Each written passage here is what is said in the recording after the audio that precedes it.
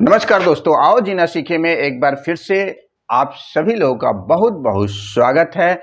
आज हम एक बहुत ही विशेष औषधि युक्त पौधे के बारे में आपको बताएंगे।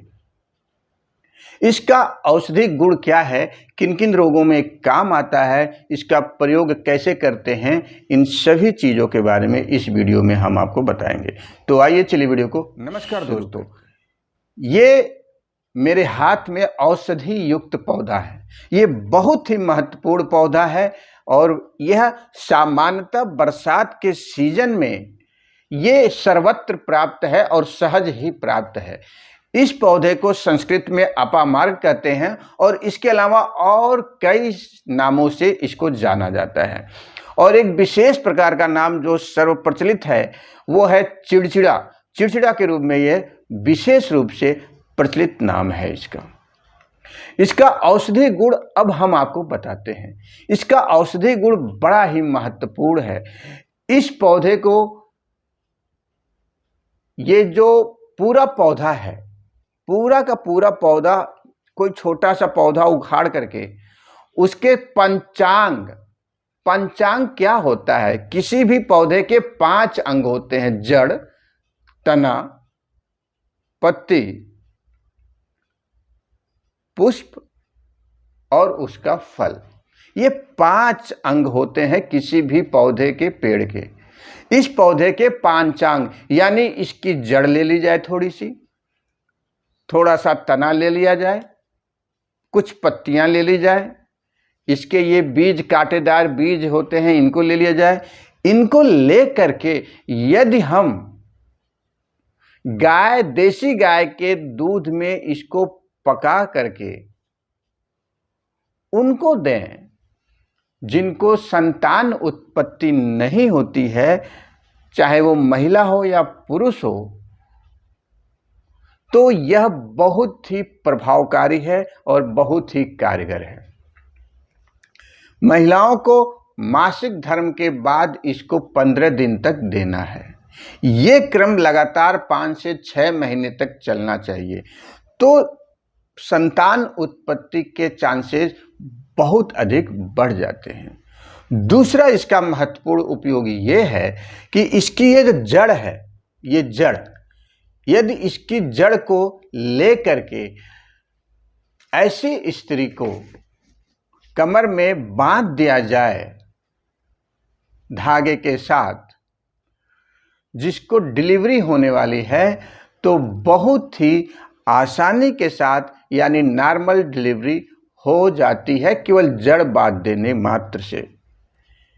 यह इसका प्रयोग है, इसमें कोई संशय नहीं है। तीसरा प्रयोग इसका बहुत महत्वपूर्ण है इसका, कि इसके जो तने हैं ना, ये तने, यह पौधा दंत रोगों के लिए बहुत ही रामबाण है। इसके तनों का यदि हम नियमित रूप से दातुन करें तो दांतों के अंदर जो कीड़े लगे हैं वो खत्म हो जाएंगे। दांत जो हिल रहे हैं यानी ढीले हो गए हैं, वो मजबूत हो जाएंगे। यानी दांतों से संबंधित जो कुछ भी बीमारी है, अगर इसके तने को लेकर के जैसे दातुन करें, हम तोड़ करके रख लें और नियमित रूप से हफ्ते, 2 हफ्ते, 3 हफ्ते, कुछ दिनों तक यदि हम इसका दातुन करते हैं, तो सभी प्रकार के दंत रोग दूर हो जाएंगे। उसके बाद एक ऐसा रोग होता है जिसमें व्यक्ति खाता ही जाता है, यानी उसको बहुत ज़्यादा भूख लगती रहती है और राक्षसों की तरह वो खाता रहता है हमेशा। ऐसी स्थिति में इसके ये जो कांटेदार जो बीज हैं, आपको देख रहे होंगे ये कांटे, इनको यदि हम पानी में डाल करके, उबाल करके उस काढ़े को पी लें, तो वो रोग दूर हो जाएगा, यानी भूख लगना कम हो जाएगा। इसीलिए जो संत महात्मा पहाड़ों में जाकर के तपस्या करते हैं, तो इसके ये बीज का वो नियमित रूप से सेवन करते रहते हैं, जिससे उनको भूख नहीं लगती और वो अपनी तपस्या बड़े ही आराम के साथ कर पाते हैं। उसके बाद इसको चिड़चिड़ा कहते हैं। चिड़चिड़ा एक ऐसा प्रभावकारी पौधा है जिसका प्रयोग यदि हम किसी भी प्रकार के ज्वर में करें, यदि किसी भी प्रकार का आपको फीवर आ रहा है, बुखार आ रहा है, तो इसके पत्तियों को, कुछ पत्तियों को ले करके उबाल करके, काली मिर्च के साथ उबाल करके यदि इसका हम सुबह दोपहर शाम नियमित रूप से सेवन करें तो किसी भी प्रकार का ज्वर होगा वो तुरंत दूर हो जाएगा, उतर जाएगा। यद्यपि यह टाइफाइड में भी बहुत ही प्रभावकारी रूप से काम करता है, टाइफाइड को भी दूर करता है। और सबसे महत्वपूर्ण जो आजकल सबको बीमारी लगी हुई है कॉन्स्टिपेशन की वजह से, पाइल्स, बवासीर, बवासीर में भी यह बहुत ही प्रभावकारी है। यदि हम पौधे को छांव में रख करके सुखा लें और इसका पाउडर बना करके, इनकी पत्तियों का पाउडर बना करके रख लें और उस पाउडर को नियमित रूप से पानी में डाल करके, घुमा करके, घोल करके पीते जाएं तो बहुत ही जल्दी बवासीर ठीक हो जाता है और उसमें राहत मिलती है। तो ये थे यह अपामार्ग या चिड़चिड़ा पौधे के औषधि गुण।